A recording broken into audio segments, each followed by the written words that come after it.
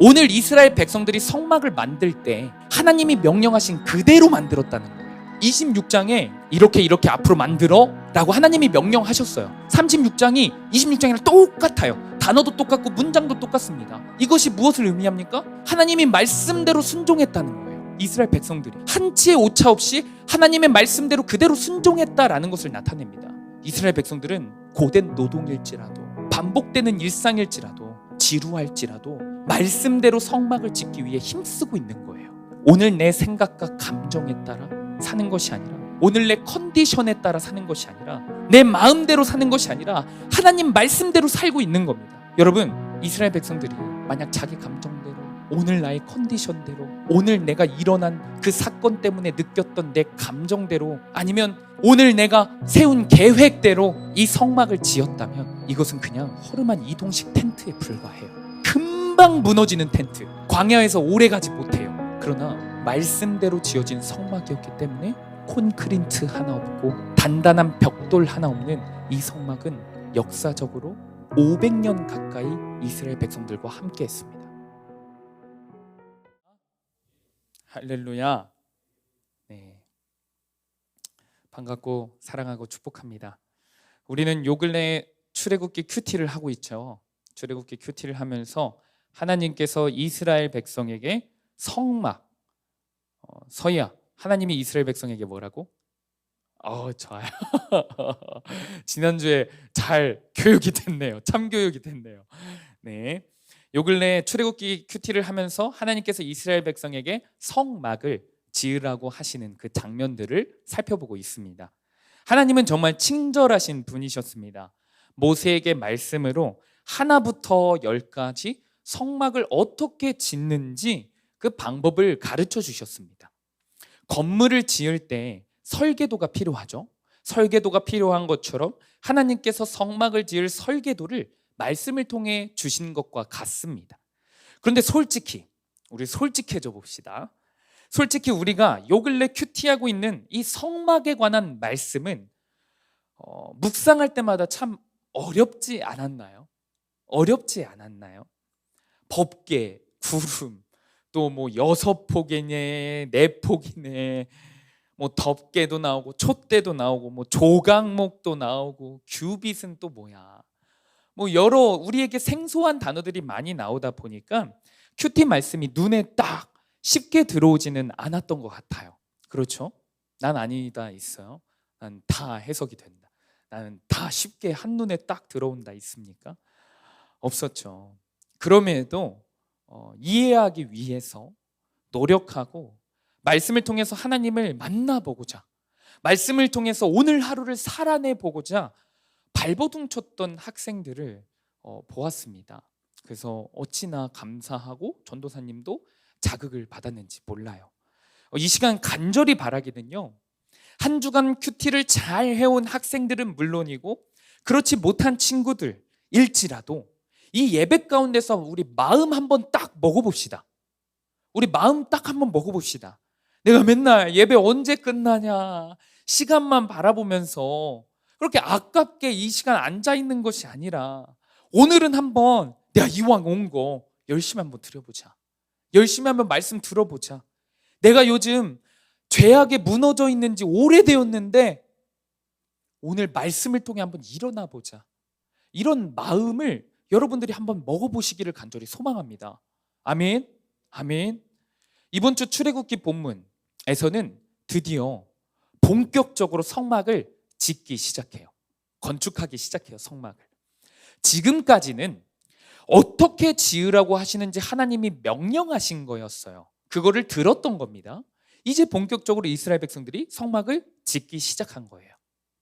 하나님이 말씀을 통해서 설계도를 주셨다 했죠. 설계도를 주셨기 때문에 그 설계도대로만 지으면 성막은 잘 완성되겠죠. 그렇죠? 그러나 만약에 하나님이 알려주신 대로 설계도대로 짓지 아니한다 하면 어떤 공사가 되는 거죠? 부실 공사가 되는 거예요. 부실 공사가 돼서 이스라엘의 삶은, 그 족속은 무너졌을 거예요. 과연 오늘 본문을 살펴보면서 이스라엘 백성들은 성막을 잘 지어가고 있는지, 아니면 부실 공사를 하고 있는지 그 과정을 한번 살펴보겠습니다. 살펴볼 준비 되셨죠? 아멘. 네. 오늘 본문에서 이스라엘 백성이 가장 먼저 만드는 것이 무엇이냐면 두 개의 큰 휘장입니다. 뭐라고요? 뭐라고요? 두 개의 큰 휘장. 휘장이 뭐예요? 휘장이 뭐야, 승훈아?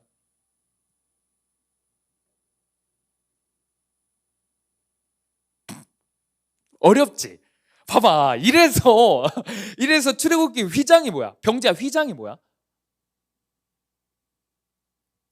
봐봐. 다 이래. 휘장이 영어로 커튼이야. 우리 커튼 친다 하잖아. 그치? 커튼 친다 하잖아. 우리가 보통 생각하는 그런 그 얇은 커튼 말고 이 성경에 쓰인 성막을 만들 때 쓰는 그 휘장은, 이 커튼은 조금 크고 조금 더 우리가 생각하는 것보다 두꺼운 커튼으로 이해하면 돼. 알겠죠? 이스라엘 백성들은 이 두 개의 큰 휘장, 영어로 뭐라고? 커튼. 좋아요. 두 개의 큰 휘장을 만들고 난 뒤에 이 두 개의 휘장을 서로 연결해요. 연결해서 성막의 겉테두리를 덮어요. 천장도 이렇게 둘러쌉니다. 이해 가시죠? 둘러쌉니다. 그런데 제일 안쪽에 있는 이 커튼을 제1휘장이라고 불러요. 뭐라고 부른다고요? 제1휘장이라고 불러요. 근데 이 제1휘장은 좀 인상 깊어요. 뭐냐면 참 알록달록해요. 알록달록하니 색감이 참 이쁩니다. 고와요. 곱다라는 말 여러분들은 많이 안 쓰죠? 곱습니다.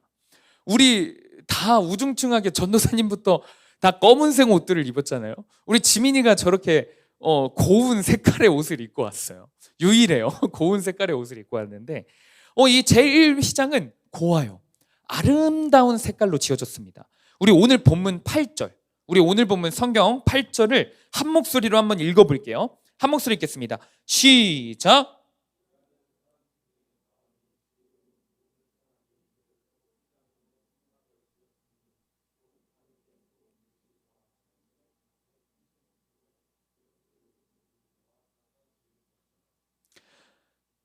청색, 자색, 무슨 색? 홍색 실로 수놓아서 아름답게 짠 거예요. 성막의 휘장에 담겨 있는 이 알록달록하고 아름다운 색깔들은 각 색깔마다 의미가 있더라고요. 여러분, 혹시 전에 질문 하나 해볼게요. 알록달록하고 아름다운 꽃을 누군가에게 받아보거나 누군가에게 선물해 본 적 있나요? 나는 해본 적 있어요. 해본 적 있고 받아본 적도 있습니다. 그런데 같은 꽃이라 할지라도요, 같은 꽃도 색깔에 따라 의미가 다르더라고요. 신기했어요. 장미를 예를 들면요, 빨간색은 어떤 의미가 있을까요? 빨간색 장미꽃, 사랑, 열렬한 사랑을 의미한대요. 열렬한 사랑을 의미한대요. 또 노란색 장미는 혹시 무엇을 의미할 것 같아요? 우정? 잠깐만. 영원한 사랑. 이래. 영원한 사랑. 비슷했어요. 영원한 사랑. 흰색 장미는 무엇을 의미할 것 같으세요? 우리 정은킴, 김청은, 우리 한번 우리 승아 흰색 장미 어떤 의미가 있을 것 같으세요? 맞춰보세요. 힌트 줘? 뭐라고? 힌트 주라고? 약간 우리 제희를 보면 좀 떠오르는 단어? 약간 너무 어렵니? 그냥 내가 얘기할게요. 청순함이에요. 청순함. 노란색 흰색이 무슨 색? 무슨 말? 청순함을 뜻한대요. 근데 이 휘장이 만들 때 여러 가지 색깔이 쓰였다고 그랬잖아요. 그 색깔도 여러 가지 의미가 있더라고요. 그 의미가 무엇인지 살펴보니까 수천 년 뒤에, 이 성막이 만들어진 수천 년 뒤에 저와 여러분들 모든 인류의 사람들을 구원하실 예수님을 상징하는 의미들이 있더라고요. 어느 색은 예수님은 순결하시다라는 의미가 있고요.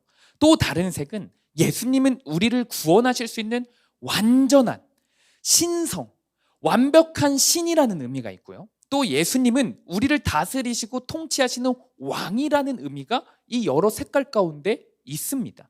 그리고 예수님이 우리를 위해 구원하실 때 십자가에서 고난 받으실 것을 의미하는 색깔도 있더라고요. 신기하죠. 신기하죠. 그런데 저는 여러분과 함께 한번 생각해 보고 싶은 게 있어요. 뭐냐면 이스라엘 백성들이 사는 그 고대 시대 때 아주 먼 옛날이잖아요.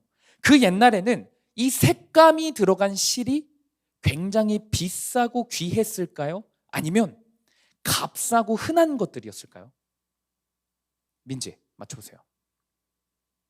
굉장히 비싸고 구하기 어려운 것 같아? 색감 있는 실이? 아니면 값싸고 어디에서나 구할 수 있었을 것 같아요?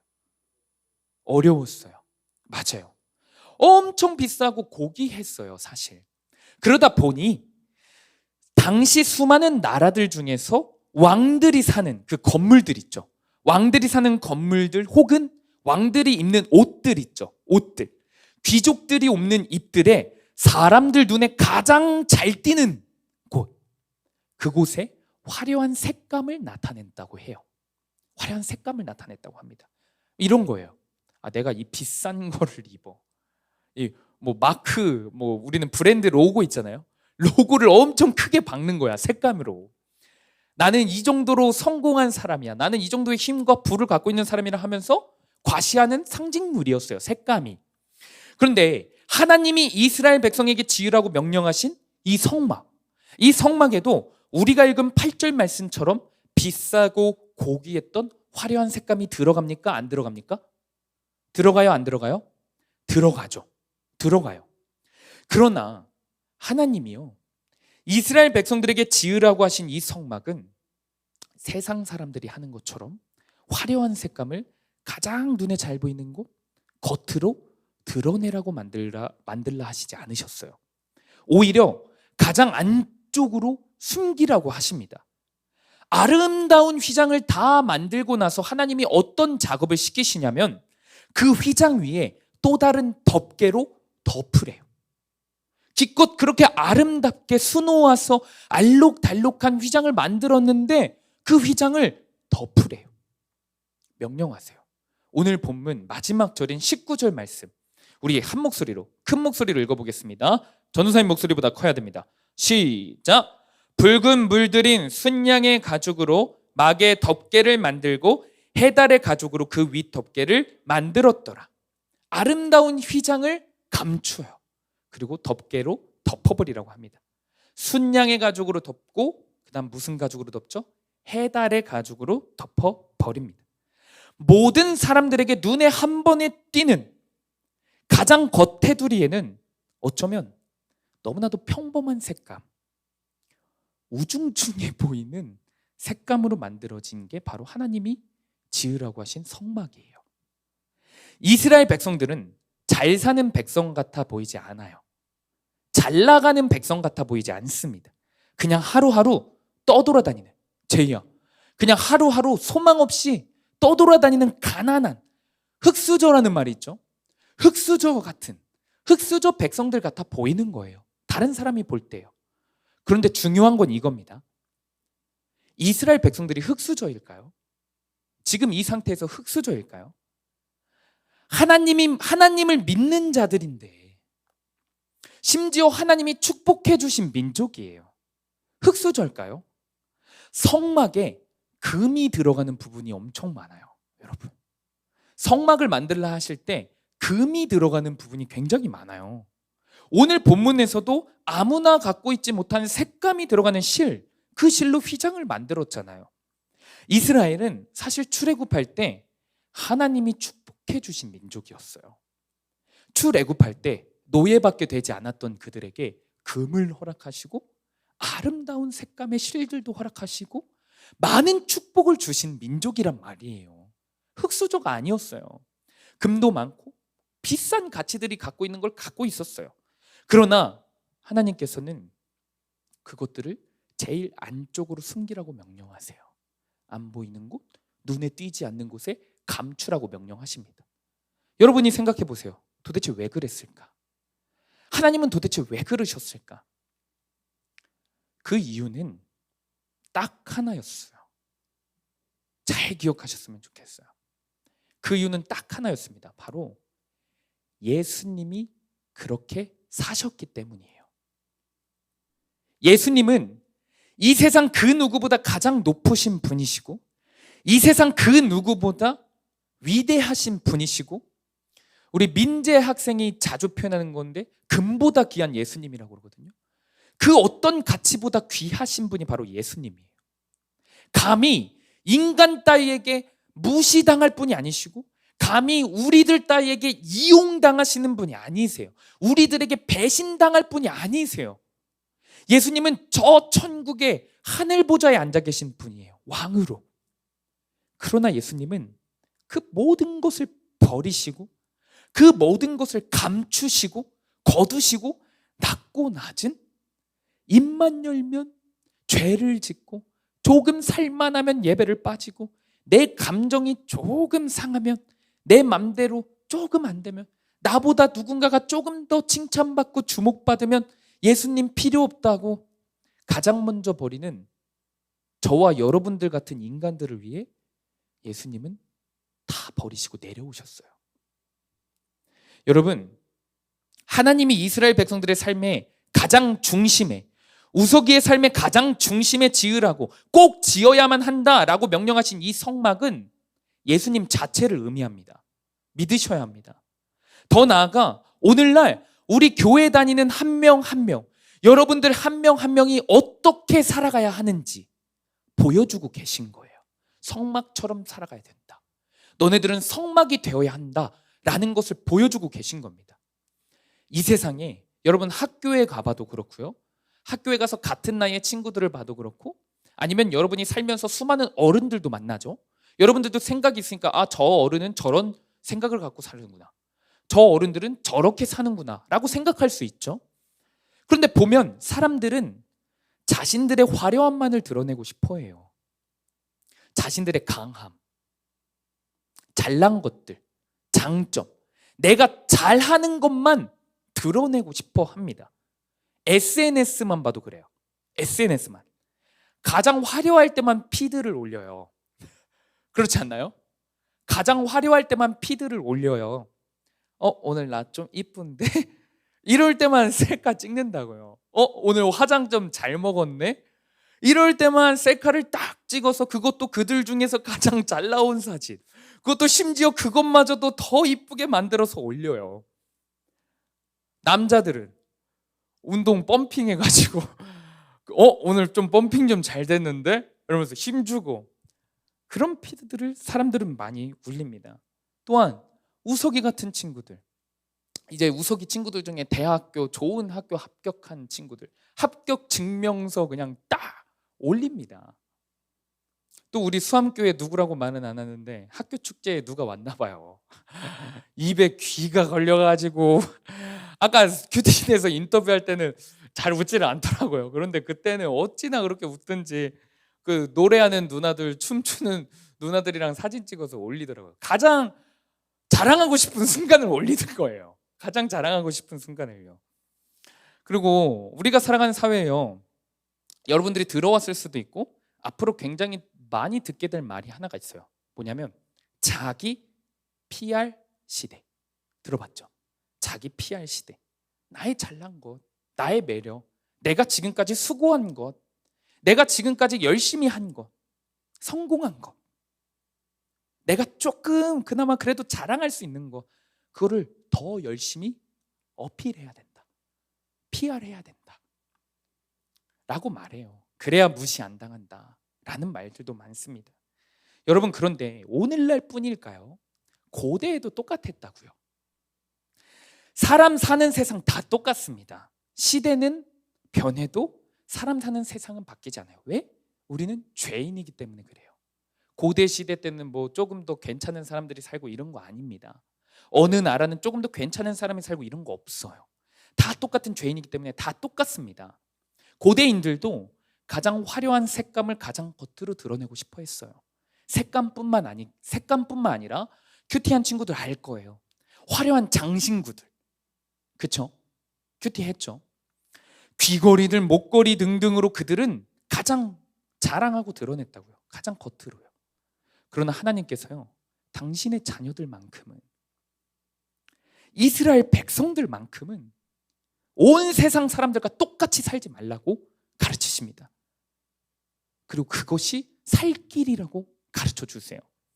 오늘 본문에서도 그들의 가장 중심에 있는 성막, 그 성막의 가장 화려한 색들은 철저히 속으로 감추라고 명령하십니다.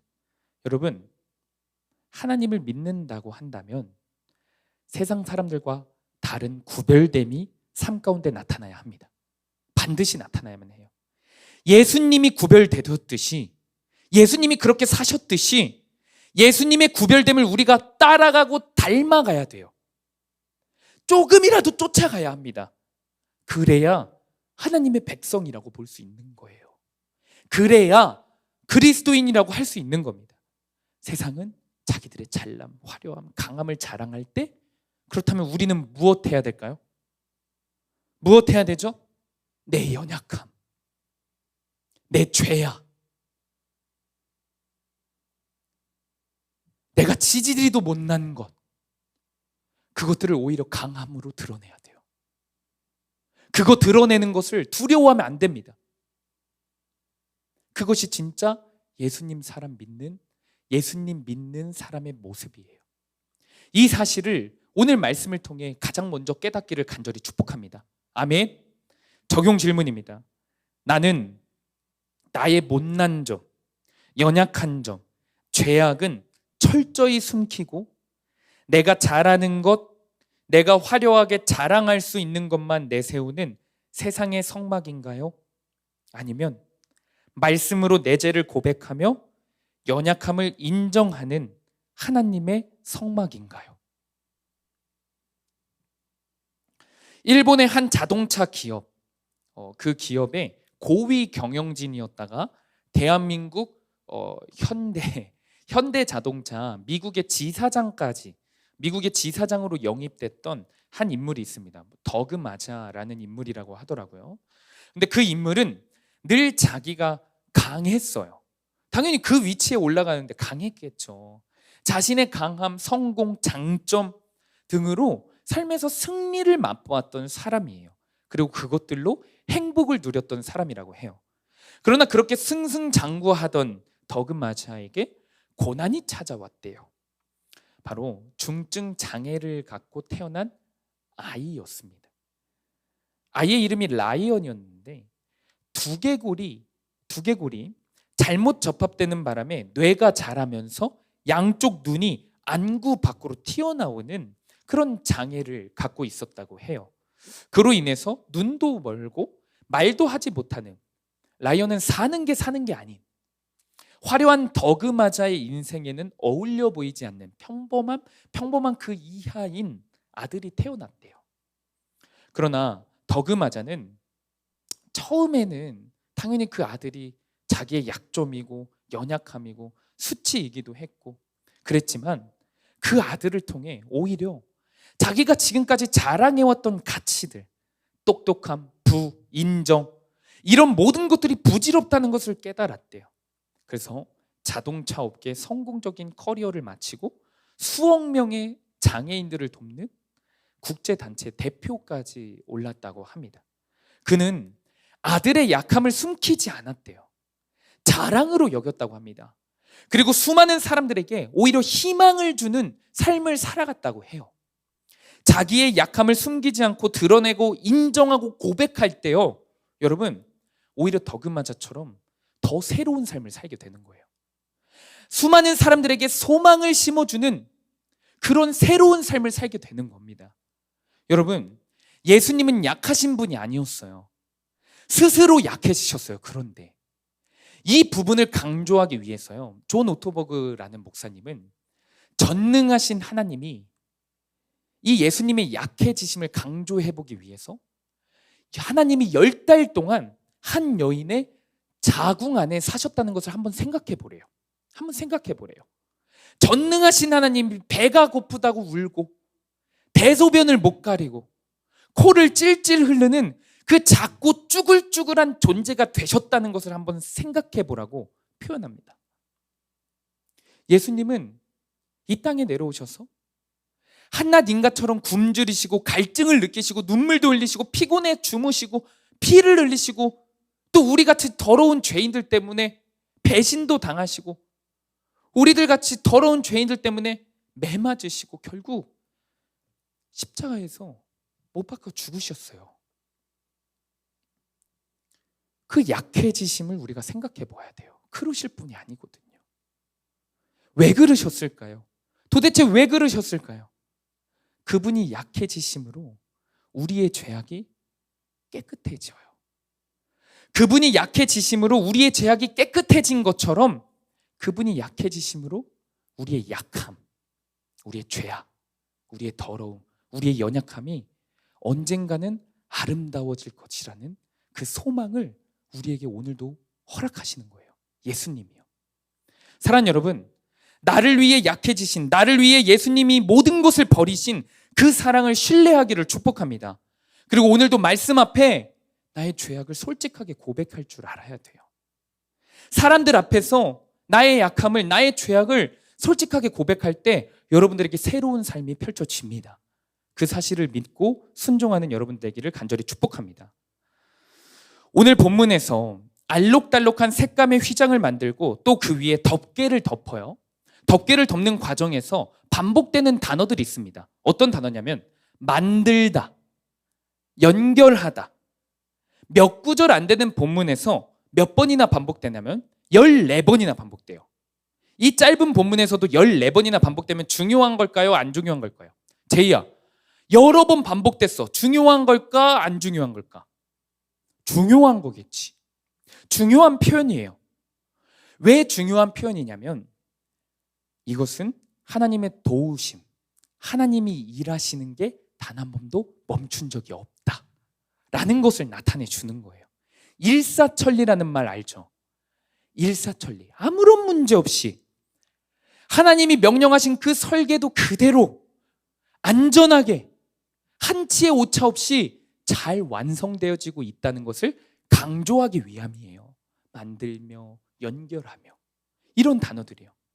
여러분, 혹시 오늘 본문에 이스라엘이 경험한 이런 삶을 여러분들은 살아보신 적이 있으신가요? 눈에 보이지 않는 하나님이 매일매일 나를 도와주시는 게 느껴져. 이런 사람 살아본 적 있어요? 눈에 보이지 않는 하나님이 매일매일 나와 함께 하시는 게 느껴져. 나의 삶은 반복되는 노동과 같은 공부를 하는 게 전부인데 사실 너무나도 지루하고 별다른 목표도 없고 해야 하니까, 살아야 하니까 재미와 기쁨도 없는 그런 삶이 아니라 너무 행복해. 삶의 의미를 깨달았어. 하나님이 나와 함께 하셔서 너무 행복하고 기쁨으로 안전하게 불안감 없이 아무 걱정 없이 살아보신 적 있으세요? 아니면 살고 계십니까 지금? 여러분, 지금 이스라엘 백성들은 노숙하면서, 어떻게 보면 노숙하면서 동시에 매일 힘든 노동을 하고 있었던 거예요. 심지어 이들은 여전히 생존의 위협까지 느끼는 상황이에요. 광야거든요. 광야는 낮에는 더워서 죽을 수도 있는 곳이고 밤에는 추워서 죽을 수도 있는 곳이에요. 그런데 그들은 이제 성막을 만들면서도 걱정이 없는 모습이에요. 그들은 성막을 만들면서 이제 지금까지 느껴왔던 그 삶에서 불안함, 지루함, 이런 모든 것들이 없어 보여요. 실제로 성막을 만들기 바로 직전부터 그 어떤 어려움이 생기지도 않고요. 성막을 만드는 과정들마다 연결하고 만들며 완성돼요. 문제가 없이요. 왜 그럴까요? 하나님이 함께 하시니까. 하나님이 이스라엘을 도와주고 계시니까 이게 가능한 겁니다. 여러분은 하나님이 도와주시는 삶, 그래서 불안도 없고 걱정도 없고 심지어 고난이 찾아와도 쭈그려 있지 아니하고 힘이 있는 그런 삶을 살고 싶지 않습니까? 살아보고 싶지 않습니까? 아니면 여러분 지금 사는 것처럼 아무런 의미 없이, 기쁨 없이 맨날 반복되는 그 지루한 일상에 치여서 하루가 다르게 변하는 나의 감정의 노예가 되어서 그렇게 살아가고 싶으세요? 어떻게 살고 싶어요? 다현이는 하나님이 날마다 함께하는 삶을 살고 싶니? 아니면 지금처럼 살고 싶니? 응? 하나님이 날마다 함께하는 삶을 살고 싶어요. 저도요. 어떻게 살 수 있을까요? 어떻게 살 수 있을까요? 여러분 잘 기억하십시오. 하나님의 말씀대로, 하나님의 말씀을 기준으로 딱 정하고 살면 이러한 삶이 100% 가능해져요. 장담합니다. 아무리 내 삶은 사실 변화도 없는 건 맞아요. 관계도 막막할 수 있어요. 힘든 일의 연속일지라도요. 하나님의 말씀을 붙잡기 위해서, 말씀대로 살기 위해서 딱 마음을 정한 사람은 하나님이 반드시 책임지세요. 반드시 하나님이 도와주시는 인생을 살 수 있습니다. 왜요? 말씀이 있는 곳에 하나님이 임재하시거든요. 하나님이 꽉 차게, 그 어떤 것도 틈탈 수 없게 주인 되어 주시거든요. 오늘 출애굽기 36장, 우리가 읽은 이 36장은요, 여러분, 우리가 이번 달 처음에 읽었던 출애굽기 26장과 똑같습니다. 똑같아요. 이 말이 무엇인지 아십니까? 오늘 이스라엘 백성들이 성막을 만들 때 하나님이 명령하신 그대로 만들었다는 거예요. 26장에 이렇게 앞으로 만들어 라고 하나님이 명령하셨어요. 36장이 26장이랑 똑같아요. 단어도 똑같고 문장도 똑같습니다. 이것이 무엇을 의미합니까? 하나님이 말씀대로 순종했다는 거예요. 이스라엘 백성들이요. 한치의 오차 없이 하나님의 말씀대로 그대로 순종했다라는 것을 나타냅니다. 이스라엘 백성들은 고된 노동일지라도, 반복되는 일상일지라도, 지루할지라도 말씀대로 성막을 짓기 위해 힘쓰고 있는 거예요. 오늘 내 생각과 감정에 따라 사는 것이 아니라, 오늘 내 컨디션에 따라 사는 것이 아니라, 내 마음대로 사는 것이 아니라 하나님 말씀대로 살고 있는 겁니다. 여러분, 이스라엘 백성들이 만약 자기 감정대로, 오늘 나의 컨디션대로, 오늘 내가 일어난 그 사건 때문에 느꼈던 내 감정대로, 아니면 오늘 내가 세운 계획대로 이 성막을 지었다면 이것은 그냥 허름한 이동식 텐트에 불과해요. 금방 무너지는 텐트. 광야에서 오래 가지 못해요. 그러나 말씀대로 지어진 성막이었기 때문에 콘크리트 하나 없고 단단한 벽돌 하나 없는 이 성막은 실제 역사적으로 500년 가까이 이스라엘 백성들과 함께 했습니다. 성전이 세워지기 전까지 이 성막이 이스라엘 백성들과 함께 했어요. 500년, 거의 500년 가까이요. 적용 질문입니다. 잘 적으세요. 반복되고 지루한 일상 속에서 붙잡는 것이 무엇인가요? 내 감정과 내 생각과 내가 하고 싶은 것을 붙잡고 있나요? 아니면 하나님의 말씀에 순종하며 하나님의 도움을 구하고 있나요?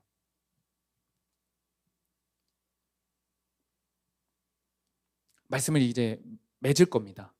말씀을 맺을 거예요. 전도사님이 지금까지 만나본 학생들 중에 하나님을 못 만난 친구들이 있습니다. 지금까지 만난 친구들 중에 교회에서도 만났고 친구들과의 관계 속에서도 만났고, 그런 친구들 중에 하나님을 못 믿겠다는 친구들, 대부분 이렇게 말해요. 하나님을 못 만났고 안 믿는 친구들이 이렇게 말합니다.